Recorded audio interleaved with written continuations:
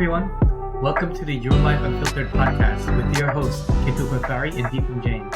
In this podcast, we dig deep into the life experiences of our guests to connect the dots between their early experiences and what they're doing today.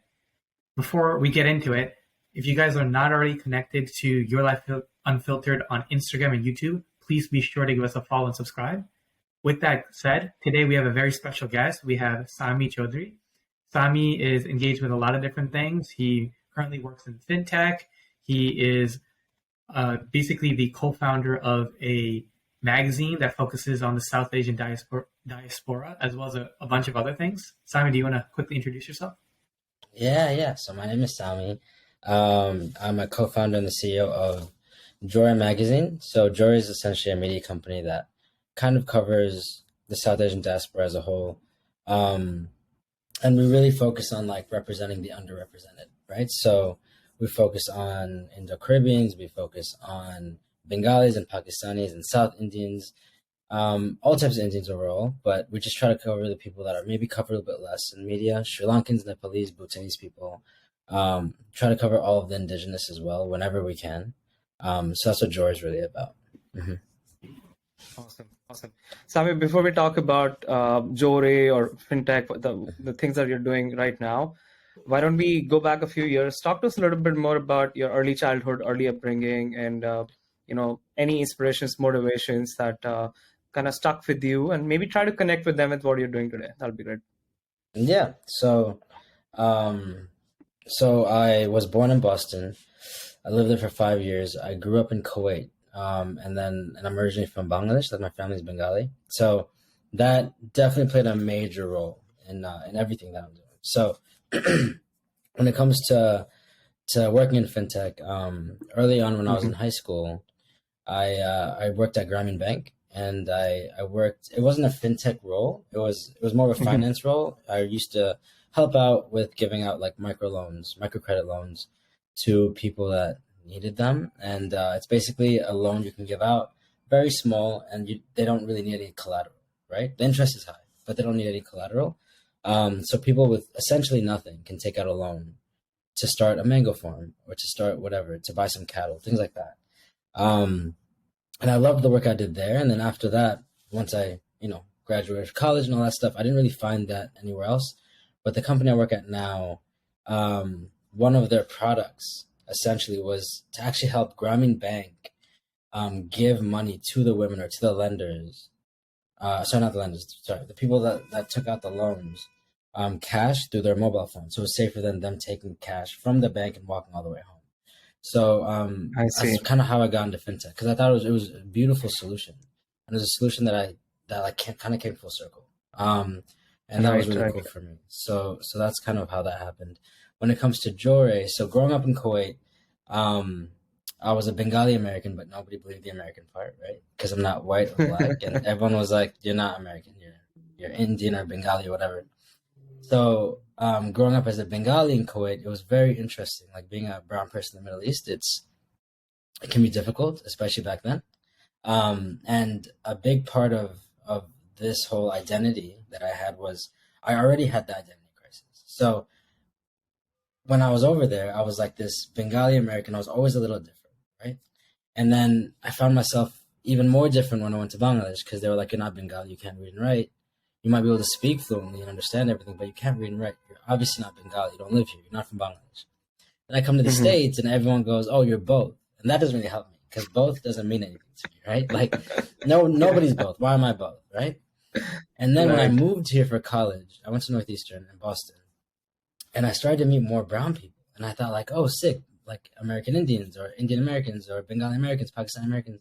And I started to see like a divide between people. Like I saw Indians hanging out with Indian people, Bengalis with Bengalis, and Pakistanis.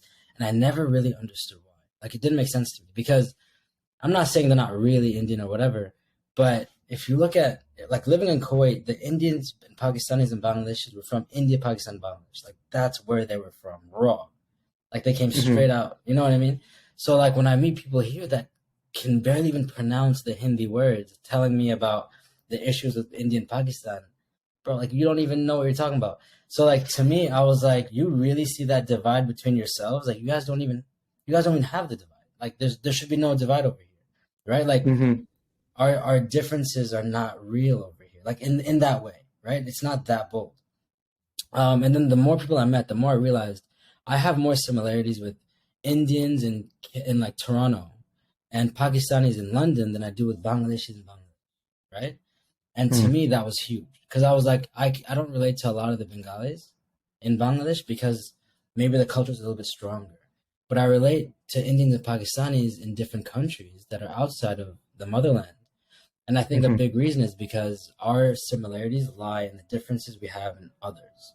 So like we have so many similarities, whether it's like your mom cooked and you're like, damn, my clothes smell a certain way.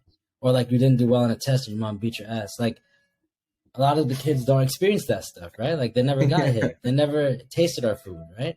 Our spice tolerance is higher collectively.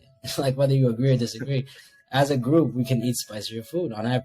So when it comes down to it, I kind of thought, well, I kind of want to start something where as a collective, we can kind of grow together, right? And so after college, after like 2 years or a year and a half, I was like, why don't I start something with a friend of mine that that kind of embraces that culture? And I didn't know what it was. So we started a clothing brand called Drape Therapy. And this clothing brand was to bring clothes from India, from small-time designers to the United States. And if we sell those clothes, we can sell it at a cheaper price than what you buy things here for. Because if you go to Queens, for example, and you buy a sari or you buy like a kurta, it's pretty expensive, right? For like not the best quality. Whereas if you buy, my mom would even go to India or go to Bangladesh to buy her clothes. So I was like, if I can find those designers and source them here, I'm helping solve a problem. Plus I feel like I'm getting like good products here for people at a cheaper price. And we started doing that, but it all fell apart because of COVID. So COVID started 2019 or 2020, and everything kind of fell apart, right? The factories in India, the factories in Bangladesh, the factories in Nepal that we had kind of lost all of their people. It didn't really end up growing as much. Everything shut down and logistics just got more expensive, right? So our solution was, what can we do that COVID can never take down? Because COVID wasn't going anywhere for a while. And that was, we go to media. We go to the internet, right? Because the internet's not going anywhere. And that was like how Jory started. And then how we started to encompass other people. Living in New York, I met Indo-Caribbeans, and I didn't even know they were a thing. I didn't know that was real. Like Guyanese people that look brown, are brown, eat brown food, but they're Guyanese, like, or they're Trini or they're Jamaican, to me was phenomenal, right? And then during COVID, I did my little escape. So I left my job. I was working in finance. I left my job, and I went to Colombia for a month. And when I was in Medellin, I saw two mosques near me. I saw brown people down there. I met brown people from Paraguay and from Panama. Their name is like Mansi Lahiani, like Indian names from Panama. And I'm like, where, like, how are you from? You're like Krishi Chandramani, like, how are you from Paraguay, right?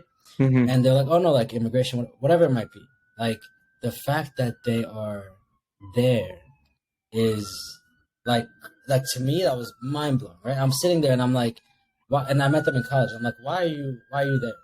And I started to realize like there's a whole group of brown people everywhere, and they're not being represented. So in my mind, I was like, I will be the person to represent, right?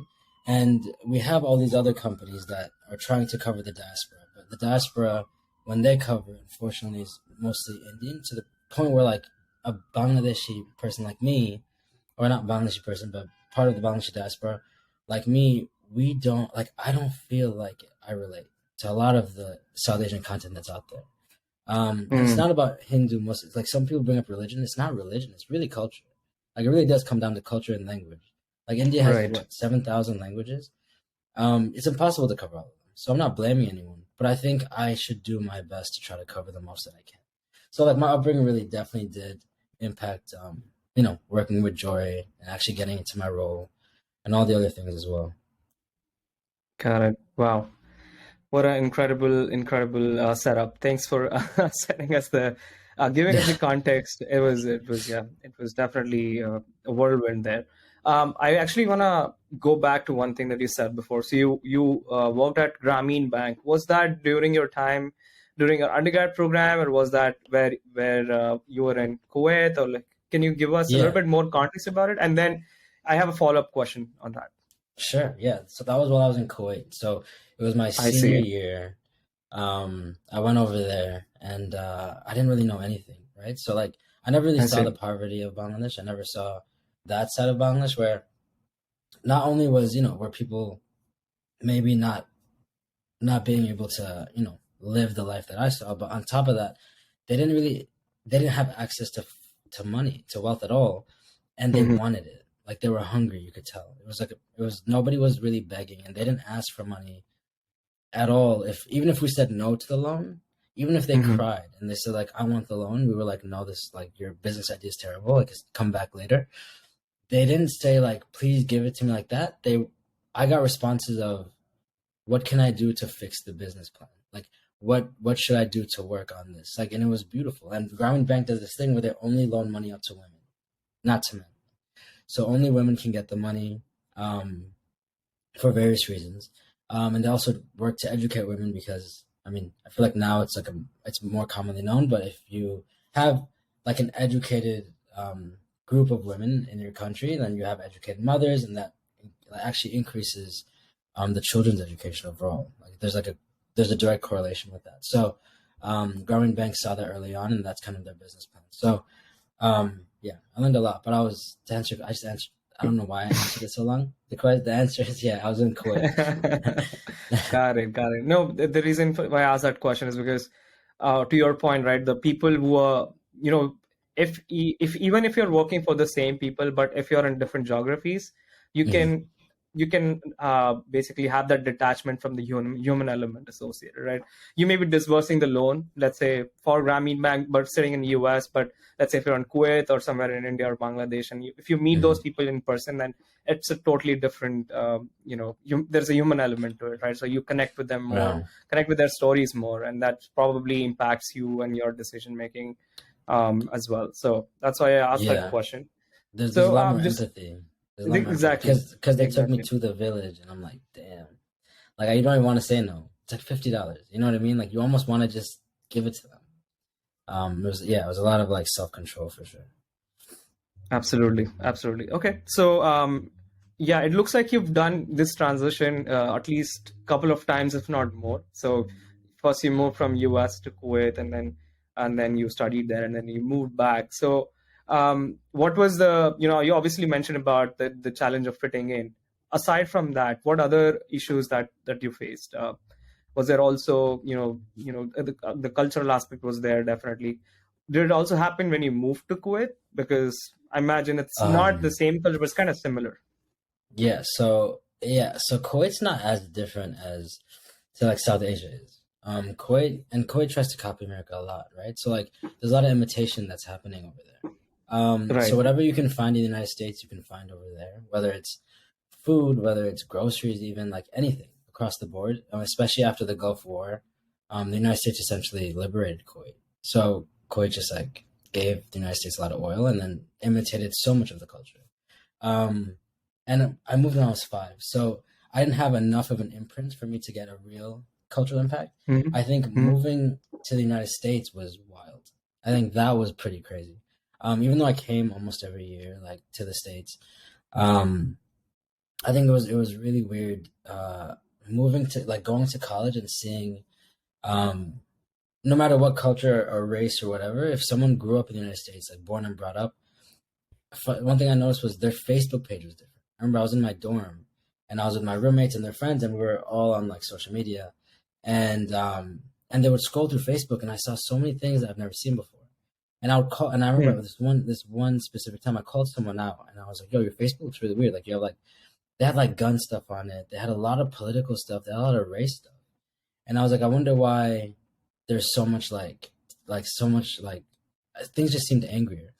But also like there were a lot of ads. Whereas my stuff was very Palestine focused. My stuff was very Middle East focused. My stuff was very South Asia focused, and like Fifi Islands in Thailand and stuff. I never saw a Thai ad on their thing ever. Like their thing was straight, do you want to go to Hawaii or Colorado? Mine was like, do you want to go to Amsterdam or do you want to go to the Fifi Islands and stuff?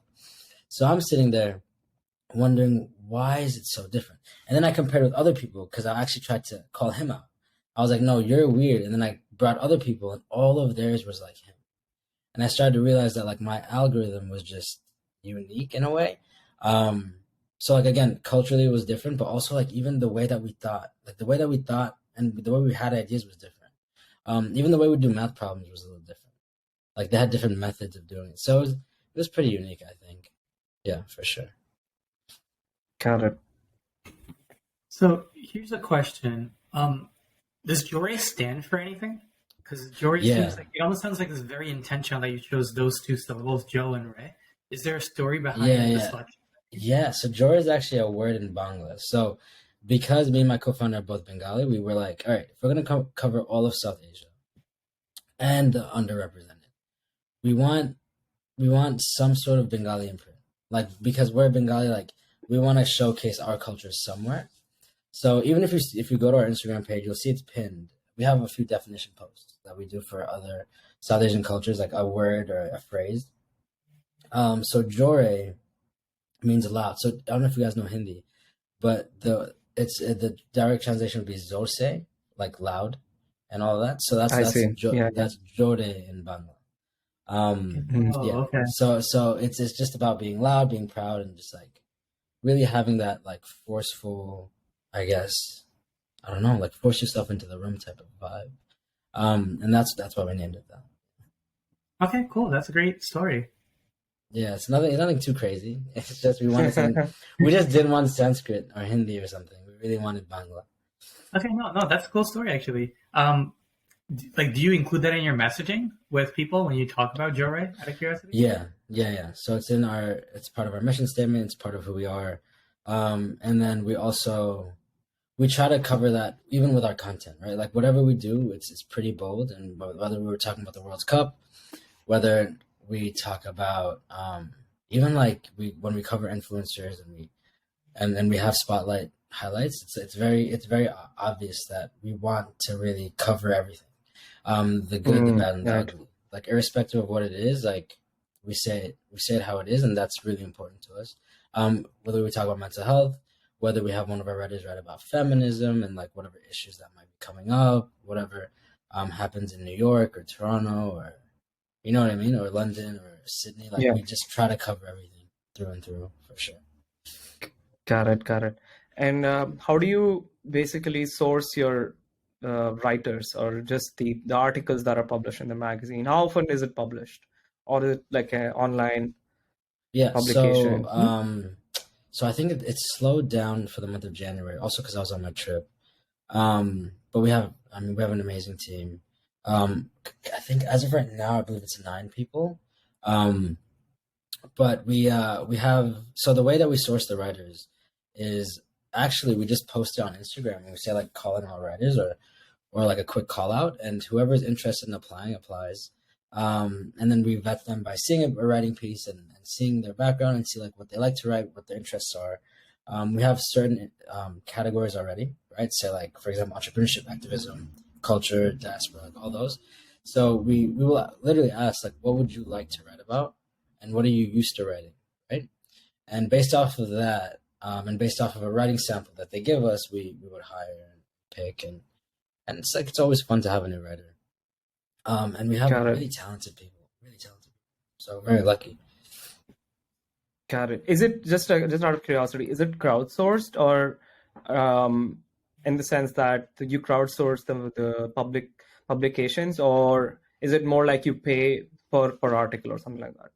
How does it work? No. It's more of a volunteer basis. Volunteer. If they are interested in writing for Jory consistently, so it's the goal is 2 articles a month.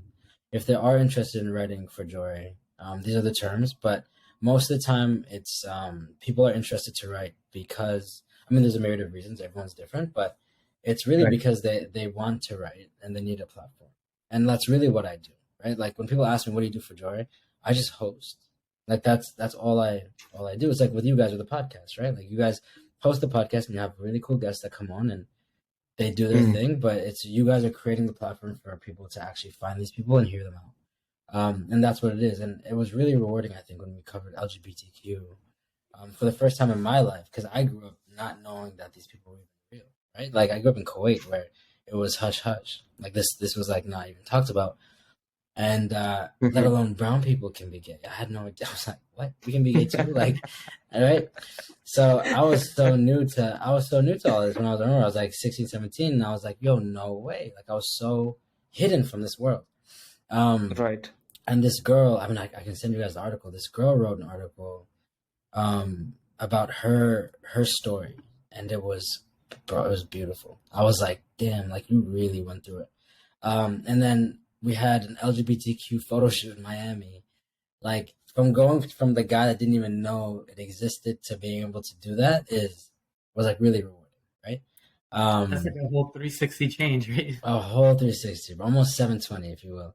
So I'm sitting there like so. The thing with Joy is like we're very lucky with who we have, and the team. It's all volunteer basis, and people want to be a part of it because they want to put their stories out there, and I love putting their stories out there. There's nothing else like that makes me happy, and they stick around because that's really that's my job, I think, to create that value for them to want to stick around, because there's no reason for them to, unless I add that value. And like we say things like we like will help with letters of rec for grad school. We'll help like refer. We'll be like a source for you. Like if you apply to jobs and they want someone to talk to, like you never say you work for Jory and they can give me a call, and that's happened before. But beyond that, I feel like that's tangible, but it's not as that's tangible, but something that's intangible that's really important is just giving everyone a voice. And I think everyone kind of misses out on that. Okay. So walk us through the actual content distribution pipeline, right? So it's like you have these volunteer writers and editors, etc., that work under the umbrella of Jory, right? And then they select topics. Like who gives the ultimate sign off that this topic is basically on brand and not a brand? Yeah. So we have an amazing editor-in-chief on the team, and she kind of takes care of that part. So it used to be me and my co-founder. They used to meet with them once a week, right? So we do Sunday meetings. We vet ideas. We actually discuss them as a team, and then once we get those ideas vetted, or this is the old process. We'd get those ideas vetted. They would write, and then they would send it over to us. We would edit, like check it out, make sure that it's on brand, make sure that our tone is consistent, right? The last thing you want is for people to read through Jory and nothing really. It just looks like it's a bunch of freelancers. That's not what we want. So we had to organize that part, and then we would give it the green light. If there was a lot of edits, we'd send it back, right? And would get the edits in, and then we'd finalize it, publish it to Instagram, publish it to all the other social media stuff, and publish it on our website as an article. Now it's a little bit more hands-on because we have Amira, our editor-in-chief. So she runs the writers' meetings, which is really helpful for me. And I'll sit in on them, and she'll run it, she'll host it, she will make sure that ideas are vetted, but instead of always discussing them, she will even do one-on-ones throughout the week and make sure that everyone's prepared. She's helped people even with writing workshops, things like that. She has experience with that in college. So that's been a big help. I think that's also like sped up the publication side, and she's very organized too. She's more organized than me, so that's always a good thing. And then was there a second part that I'm missing of that question? Oh, then the content distribution side, which I think you answered. You said it was Instagram, the website, and a couple other platforms, right? Yeah, and we don't really promote, so everything's pretty organic. If we do promote something, it's because it's something that we just want people to read immediately. Like we think it's maybe it's like like breaking news, or it's a current event issue that needs to go across. Whether it was fast fashion when that was going with the World Cup right before the World Cup started. But we usually it's pretty organic. We just post it on social media, post it on the website, and just let it grow. See who wants to read it. Okay, cool. And I'm assuming everything is SEO optimized, right? To bring as much organic traffic as possible. Yeah. SEO optimization is definitely something we had to learn a lot about at the beginning, for sure. Right. Yeah. So Sahmi, I think in one of our early discussions, you mentioned about organizing events as well. Does that happen under the Jory brand, or is that a different company that basically you do it under, or like, can you walk us through that process? Yeah, that also happens under Jory. So I definitely spearhead that side of it, especially being in New York, because most of our events are in New York. We haven't done one in a little bit just because I've been traveling so much, but I mean, the process is pretty simple. It's if we think there's a really cool event that people would want to get tickets for and it'd be really fun to do, as long as we have the funding, we definitely just push and we do it. We partner with people, we get sponsors as well, but we jump in and we do whatever events we can. We also hop in on events and help out. So like, for example, Punkti did Masala mixtape and we helped her with some media coverage there. It was her event, but we definitely jumped in. We helped out. Same thing with Andor, the comedy show. Like whoever wants our help, we help there. And then we also collabed with other brands to throw a yacht party at the end of the summer. And that was a movie, right? So like that was a ton of fun. Then we did our Don't Tell Auntie event. Don't Tell Auntie New York City's Best Kept Secret. We partnered with a restaurant that was just opening up called the Monkey King. Check them out. Fire food. And they catered and they made great drinks and they brought some food, and we just had this first Jory Events launch party, and that's what that was. So there's no real stringent difficult process that we follow for throwing events. It's more, does it make sense? Is it feasible in terms of money, and how much revenue can we generate? Does it cover the costs? Even if it breaks even, is it worth it? If it doesn't break even, it's tough for us to do it. I think the first 2 events did not break even, but we were fine with it because we were just growing. Now we look to make profit off of that, and then we can distribute it to the team when necessary, or like if we can. Yeah, so that's the goal there. Okay, fantastic. When it comes to the Jory brand, right? So it looks like the focus right now is getting the brand name out there. When it comes to the storytelling, the narrative, etc., representing the underrepresented, all of those opportunities. And I know that you're also partnering with local organizations to hold events and really get the messaging out. So what's next for Jory in that perspective? Like, what are some of the ideas that you're thinking about to get that brand really out there? Yeah, so for me right now, it's consistency. I think people underestimate the value of being consistent. I think, obviously, you guys don't. I see you guys putting stuff out all the time, and that's beautiful. But I think a lot of people go for that big bang, right? Like everyone's like, yo, let's do something crazy. And then they don't do anything for like 6 months. That's what hurts you. It's more, instead of trying to do something big, it's more just consistently try to grow. Like we met really great people in the fashion space, like designers and stuff during South Asian New York Fashion Week. And we were leveraging that to kind of, I don't want to say too much, but like to kind of to do some work there in that field. But again, my goal is not to spend all of our energy and all of our money into say like one big fashion related event, and then we can't do anything for another 6 months. Like the point is, like with articles, I tell the writers as well, always focus on, right? Like always focus on consistency. Like let's have ideas. Feel free to do a sequel. Feel free to write whatever. But we need Jory to be active. When Jory gets inactive, that hurts the brand, and that also hurts like loyalty, right? Because a lot of people are like, "Where, like, what's going on? Where are they?"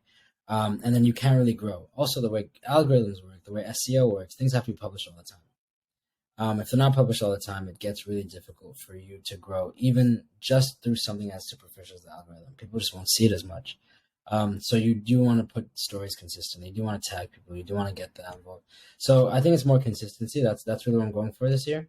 We did a pretty solid job last year, and I think if we can continue that moving forward, we're going to have a strong 2023. Another thing that I've noticed is like how long people are on the website. So you want, and like how good your content is. So one thing that we don't do that I've seen other people do, they say like it's like a problem, right? Like there's an article about a problem, and the article goes really deep and it does a really good job explaining what the problem is and like who it's impacting and why it's making that impact and the long-term effects of that. But then that's it. It's like an educational piece on just that, and there's no solution. Something that we always tell the writers is, even if the solution is not as well thought out as possible, just because it's impossible for you to solve it, maybe, you have to offer something. Like there has to be some sort of solution, some sort of end goal or end game. I don't want people to read a Joy article and be like, damn, life sucks. That's not the point. You're supposed to read it and be like, you know what, I can make a change. Or I read this article and I see myself in the article, and at the end, I don't do that. Maybe if I did that, it would impact something, right? And I think that's something that we really push for. It's like trying to drive impact with individuals that actually engage with our content, not just putting out content. So it's consistently engaging with the people and creating some sort of impact, even no matter how minute. Some sort of impact needs to be there. Right. Got it. Yeah, and that's very important as well, right? Just obviously generating the stories, generating the ideas, what's happening out there is important, but also if something is a problem, then I think the real impact is also trying to figure out how can we get past this, especially when the problem is being faced by the diaspora community. So that makes a lot of sense. Yeah, our community has them. It's fun. I feel like the deeper I dive into our community, the scarier it gets. I think, and not just with problems, but like you start to see that we give ourselves problems. Right. Yep. We love giving ourselves problems, and it's like, man, we're not even like we already have problems to solve, you know, and it gets really difficult that way, definitely. And I've noticed that. Oh, sorry. Go ahead. No, go for it. I was gonna say, like, even as when we first started Joy, the people that found us were perfect. The people that found us were exactly because they were looking for. Because if you find someone like Joy when we only have 300 followers, obviously you're finding like those people are your people.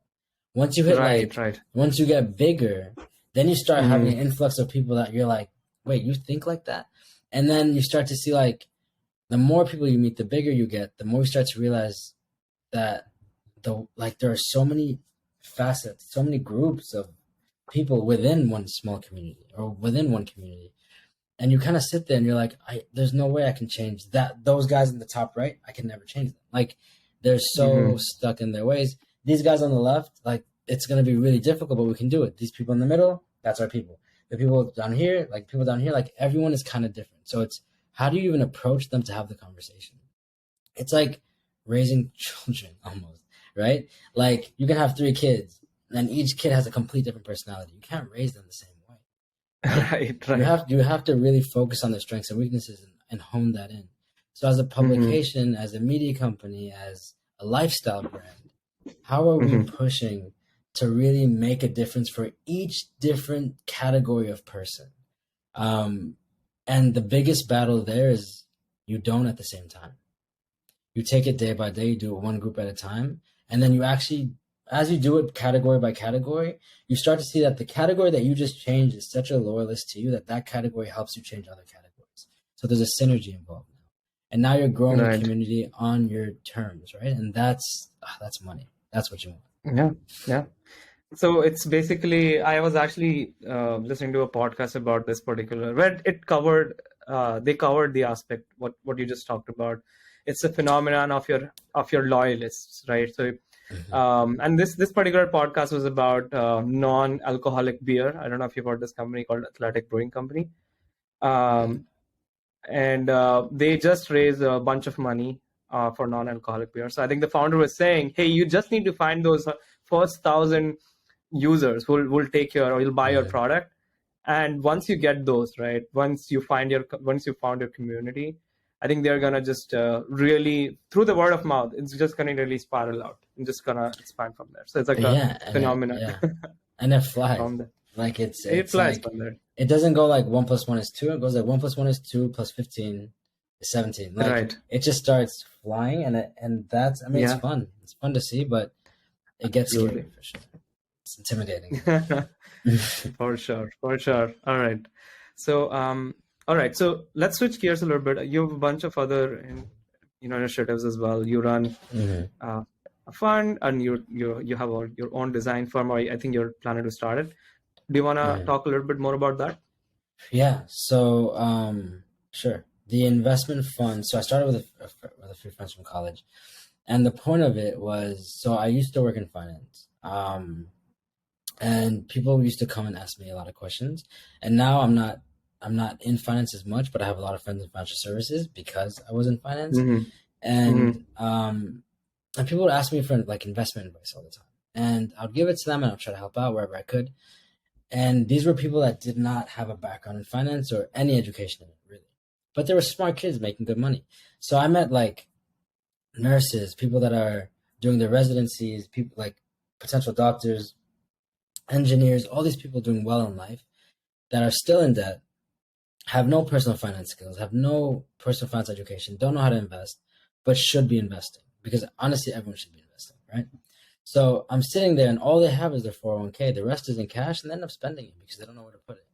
So a big thing for me was I want to help my friends out. And after helping a few friends out, I was like, why don't I just start an LLC, almost like an investment club, more than a fund. Let's start that. And they can give me their money, whatever it is, the buy-in, right? It could be like 10,000 a month, or 2,000 a month, or 500 a month, whatever that they can afford. They send that over to me. I take that capital and then I'll invest it for them and I'll literally show them what I'm doing. They can be part of like a monthly meeting as an investor, like investor meetings. And then me and 4 other people, we started this fund. And we just run it. And we're just, we launched it last summer at the beginning in like May or June. So it's been under a year, but it's going well and really good feedback. Obviously the market's not so hot, but we are holding like 90% cash. So we're just set. Like I'm just waiting.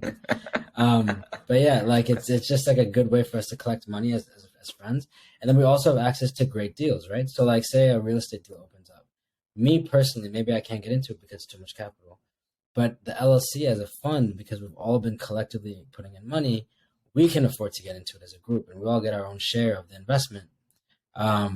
If it's and I want to do private deals more. I want to work in contemporary art and see if we can invest in contemporary art. We can invest in real estate. We can invest in all these other private sectors, right? And get like a solid piece. Get that piece or get a whole investment. Everyone gets a piece in the fund, and their money's getting put to work. It's better than sitting there going to the bar and spending it because I see it in my bank account. Yeah. That makes sense. Yeah. Wow, what an interesting idea. How do you manage all of this? I can imagine that you collecting money from a bunch of people and then you're investing. Let's say for person A, you invested, let's say $100 in a company A and so on. And there's a bunch of combinations, right, that are happening. And then some return is happening on all of these. So how are you managing the technical aspects of it? So, there's a lot of software out there that does it for you. Okay. But a good friend of mine, he works in tax and accounting. So he manages the QuickBooks for it. And basically he tracks every single investor, every single contribution, whatever returns from their investment specifically. And a lot of what we like to do at the beginning was, especially since we had such little capital at first, we invest in dividend stocks, right? So like the dividend that you get is pretty clear cut and that gets sent back to you, but everyone just reinvests it. So we didn't actually give anyone any money yet. It all just being reinvested. And it's growing that way. So it's just compounded interest, which is another beautiful principle in this world. And we're just watching it grow right now. And then I'd love to take money out. And then we're also like, it's all through Fidelity too. And then we're going to take money out of that once we have enough capital and we see a deal that we really like. But as of right now, I think we even stopped investing overall. Like we're just holding cash and everyone's giving us whatever cash that they have in their, I guess, minimum. And their contributions are just coming in. We're holding it in cash. Everyone's well aware of that. And we're waiting to deploy. And then go ahead. I was going to say, is there, other than contemporary art and real estate, is there anything else you're looking at from an investment vehicle perspective? I mean, right now we're not even in that. Right now we're only in dividend stocks and cash. But in terms of other things, I think there's a lot to learn, right? So like I never worked in real estate before. I helped invest in real estate at a previous role, but I never really, I never invested in real estate on my own. And I'm treating this as if it's like a personal thing because so far I know all of these investors. So there's so much more to learn before I jump into anything that I'm not willing to make that move or to even talk too much about it. Same thing with contemporary art. I really like contemporary art, but I want to see like what risks are more involved. I really enjoy learning, and I think this forces me to learn. I think that this is another thing that's really good for me. Like, it kind of forces me to learn more about different investment vehicles that are coming up all the time, right? Because there's always new ones. So it's like, what can I utilize to maximize returns here, right? So that's kind of like another really big benefit for me. But I want to focus on real estate personally. I definitely want to focus on real estate. I believe in that heavy, and I think it's just like a pretty safe bet. Yeah, I mean, it cash flows, right? So that's always great if an investment can pay you every single month in the form of rent or whatever. Yeah. But and I think that's what they're looking for. Do you know which area of real estate? Because real estate is also a very broad industry. Yeah, you can do, so you can do like retail stores, you can do like, strip malls, you can do hotels, single family homes, multifamily homes. There's just a lot of different possibilities. So our goal is multifamily homes and then apartment buildings, right? Whether it's here or whether it's international, we've been looking at some international deals that are really, really attractive. Again, they hold high risk, but they're very attractive. But right now, we're actually looking in New Jersey, multifamily homes, like a 3-family or a 2-family, and then we just get that consistent cash flow. Use that cash flow to then get into other deals, bigger deals. But the goal would definitely be an apartment building, multiple apartment buildings. Buy out a block somewhere in Jersey City, for example. That would be sick. Or right outside New Jersey where things are still growing. And then we're looking at places like Utah. So I recently flew out to Utah, check that out. North Carolina has some solid deals too. So we're just looking around. I think right now is not the best time anyways to deploy any cash or capital, but it doesn't hurt to look, right? So that's kind of what we're doing. One of my friends told me about a deal in Colombia, which was crazy. Oh, wow. Okay. And it's like a tourist area, and it's growing really rapidly. So to me, like, that was a really interesting deal, and I might fly down there just to check it out. But that's what it's all about, keeping an open mind, to be honest. But I don't want to get into commercial just yet. Commercial, you need so much money. Like you were saying, like strip malls and stuff. We're not even close. Like, you need like tens of millions of dollars for that. So I think, just like Jory, consistency and patience is key. Yeah, no, that makes sense. Yeah. So basically what you're describing with all the investors is like a real estate syndication deal, right? It's like you have a bunch of investors pull money together, and then the deal is syndicated where everyone owns a piece of that investment. Sure. Kind of. So we will have real estate syndication deals as part of the fund, but the fund itself won't be a real estate syndicate. Like, it won't be like a syndicate. Like, it's not like that. It's more, we can have deals that are related to that, but it's not going to be like, I don't want this to be only real estate. I want this to kind of be diversified, or else, like, I'm not trying to run a real estate fund is what I'm trying to say, but I do want to have a heavy focus on real estate. Got it. Okay. That makes sense. Yeah. Basically alternative investments in general, it sounds like. Alternative investments in the private space for sure. Yeah. Cool. Got it. Okay, cool. All right. Tell us a little bit more about your design firm that you're. Oh yeah. So it's actually me and I went to Toronto for a month last summer. Actually, right when this fund got started, right when we launched, I was in Toronto, trying to like grow Jory's Canadian presence, right? And I got clearance from work to work from home from over there, because they wanted me to go to the office like once or twice a week, and I was like, all right, you guys, I'm not gonna come for the next 4 weeks because I want to do this. And they were like, yeah, for sure, no worries, and there's a work from anywhere policy. So I went over to Toronto and I was working over there, and I was trying to grow Jory's presence and meet creatives in that area in Ontario, and all over Ontario. And actually I started playing tennis with some guy, like with a friend of a friend, who ended up pitching this business to me. And he pitched it to me as his idea and that he wanted to kind of run it. And it was basically what I explained what drape therapy was, but not South Asian, and less of bringing clothes here versus like that whole idea of I want to bring South Asian clothes to New York or to the United States and sell it and all that stuff. It wasn't any of that, but it reminded me of a similar idea. So we talked about it at like brunch for a little bit, and he kind of asked me if I was interested to like join it or be a co-founder with him.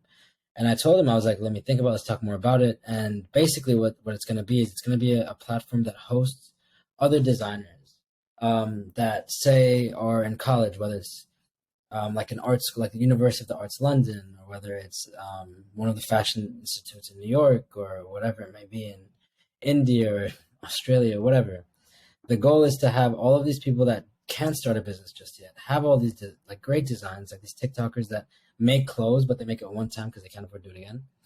And we teach them how to run the business. So this platform is their business. So the platform will host you and will allow you to sell your clothing on it. We'll highlight the designer. We're going to pick the designers, and we're going to have almost like a competitive thing where, say, like there's only 300 or 400 designers on there, and you're not allowed to have more, right? So like if we want to, we'll kind of rank them and see how they're performing.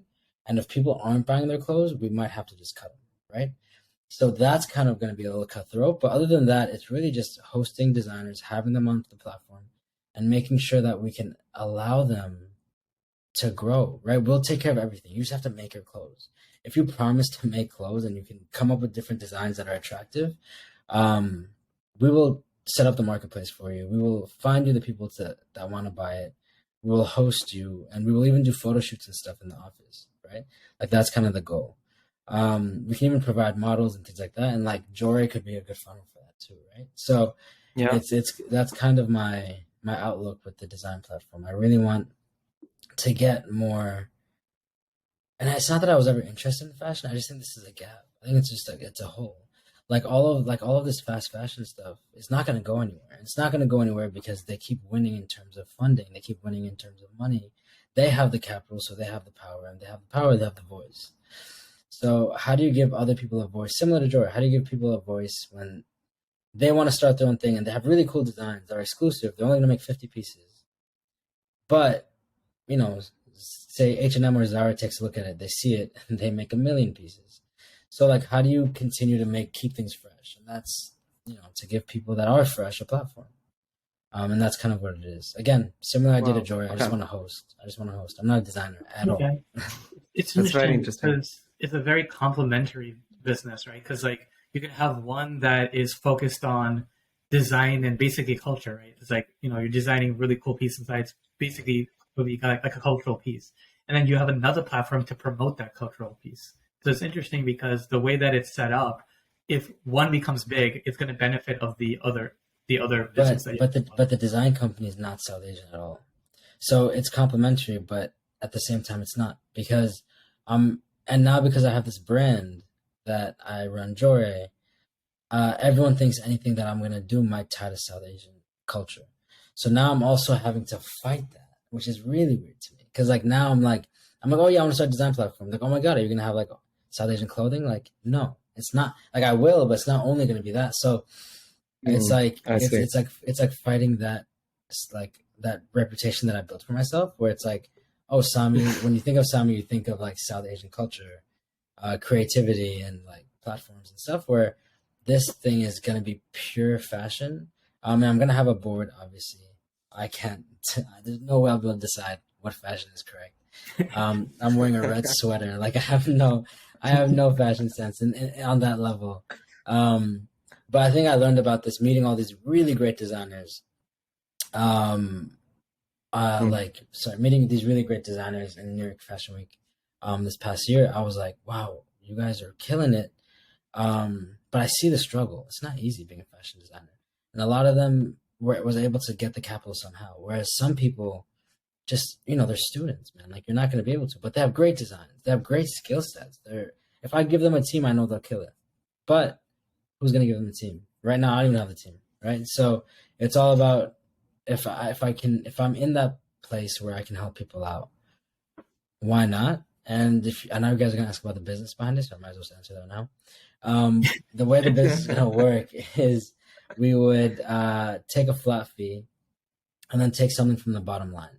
So the revenue is the revenue. We're not going to take from the revenue.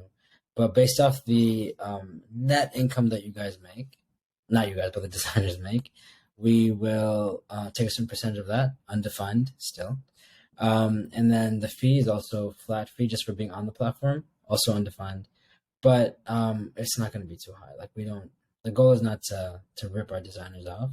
It's, if anything, to have a lot of great designers and make the most of it that way. And my co-founders right now living in London. I'm in New York. It's pretty sweet, right? Like London and New York are pretty good places to source fashion designers and to source models and to source customers even, right? And to find people that can actually help us develop the platform and all of that. So I'm excited to see where that goes. But that's the newest one. That's complete infancy. Okay, wow. So Interesting. I guess you can frame it as it was a born international business, right? Because like you're literally on 2 continents from the inception. Mm-hmm. Born international business. So that's pretty good. Put that on a shirt. BIB. Yeah, that could be a fashion design. Yeah, that's not bad. Born international business. That's not born international baddie. We can think of anything. Keithel is living, breathing marketing guy. Yeah. Keithel, we're gonna have to talk after this, I think. Spewing out ideas like anything. So. That's funny. Born international business. What did you make that up, or did you? I did make that up. Yeah, the way you said that, I was like, "Is there a book about this? I'd like to read it." No, I literally made that up because I was thinking like so natural. First, I was thinking multinational. I was like, multinational doesn't sound as good, so I'm like, born international business. Born international. That's funny. I like that. Wow, that's pretty cool. All right, maybe we can be your first customers or one of the first customers. Hopefully, honestly, if I can make this happen, it'd be so much fun. I think it'd be like a fun little project, honestly. And it really is rewarding. I feel like people, like, once you do something to help a group, you start to see it like it really is fun. It really is really great. Like Jory's didn't really make me money in that way, like at all, really, right? Like if anything, it's paying for itself, and that's about it, which is great. I'm very grateful for that because it's not really taking anything from me. But it's other than my time, but it's really paying for itself. But I'm not making any money from Jory technically. But man, like it's been one of the best years in terms of meeting people and helping people and giving people a voice. Connection. So that's everything. Connection. Yeah. It went straight into marketing again. Network.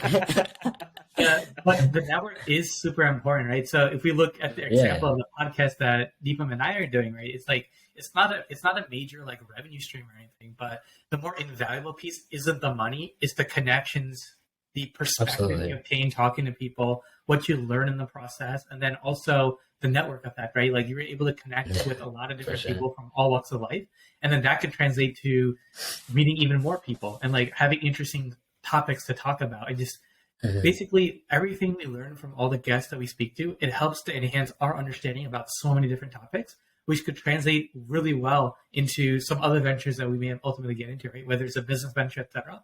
Now we have contacts in all these spaces that we can, pick their brains or talk, run ideas by, all that kind of stuff. So I think the more valuable piece isn't necessarily always the revenue. It's going to be the connections you build, the relationships you build as a result of those ventures. Yeah, and the relationships are everything. For example, I'm going to a fashion show on Sunday for South Asian New York Fashion Week or New York Fashion Week. And like the designer, she's really cool. Her name's Renee from RKJ. I'm just doing shout outs all podcast today. So she actually sent me clothes that are like really cool, and she invited me to go to the show, and I'm super excited. But that's just because of Jory, right? Design platform. The reason I got the confidence to do something I'm so out of left field, man, so out of my scope, is because I did Jory, which is so out of scope, and I met so many great people that can help me do that platform. And Jory also was out of scope, to be honest with you. I never owned a publication, a magazine, a lifestyle brand, a media company, whatever you want to call it. I didn't own any of these things. I never managed people. I never talked to people. I never hired a team for anything in my life. So everything was kind of just like brand new, right? So Jory gave me a lot of confidence to move forward with, or just like vigilantly. Like it gave me the goal. I almost said the balls, my bad. The goal to move forward the way I need to, right? And I think that was really important for sure. Got it. That makes sense. That's amazing. Yeah. So we view it as the same exact way, right? For us going into podcast, we had no experience podcasting. It's kind of like a learn as you go, and then you just hone in on your skill sets and refine those skill sets as you go along. Sounds like your story is very similar, right? And I'm sure all the experiences you gain from working on Jore, that's going to help you very well with this new design firm that you're looking into that's currently in its infancy. So it's all learning. Like, pray for me. I hope so. Yeah. Let's see. No doubt. Yeah. All right, Sahmi. All right. So I think we're ready to move into the next section of our discussion here, which is what we call rapid fire. So as the name suggests. Oh man, I had a feeling you said that with a smile. You're like, all right. And I was like, damn, something's coming. And all easy questions, all easy, just to get to know you better. That's all, basically. Okay, I'll start with an easy one. Tea or coffee? Tea. Okay. Mountains or beaches? Beaches. Okay, interesting. Beaches. Morning person or night owl? Morning. But on the weekends, a night owl. It's tough. That's a tough one. How early are we talking? How early are we talking on weekdays? So usually I wake up before 7, no matter what. Okay. But on weekdays, I end up going to bed. I feel like I end up going to bed by like 12 to 1, so pretty early. But then on weekends, I'll go to bed at like 4, but I'll still wake up at 7. Like it doesn't. Like I wake up very early, and I'm very productive for sure. Like I like to work in the morning, but nighttime, I feel like in many ways I thrive. So it's tough, but I would say morning person. Okay. Interesting. What's your favorite comfort food? So there's a Bengali thing called kashi rezala, and it's like a beef. My mom makes it. I can't even make it. I love to cook, but I can't make that. But it's like a beef. It's like a Bengali beef stew almost, but it's not a stew. It's just like a beef dish, and then you eat it with pulao or biryani. It's so good. So that'd be my favorite. And then something that I cook that I really like to cook is I recently made a bone marrow tomahawk, and like, oh my god, I'll tell you right now, comfort food. I die. Interesting. All right. What's your favorite virtue in others? My favorite virtue, honesty, for sure. Got it. Okay. What's your biggest pet peeve? People that chew loud. I think I experienced that today, and I was like, bro, I want to kill you. Yeah, I cannot. If you chew, don't chew with your mouth open. I definitely can't do gum? Because some people chew gum very loudly. Yeah. Oh my god, you just want to fight them. Chips, anything, popcorn. I'm not watching a movie. I'll walk out of the theater. I can't. Like, why are you chewing like that? Oh man, it's really bad. Yeah, I can't do it. All right. What's your secret superpower?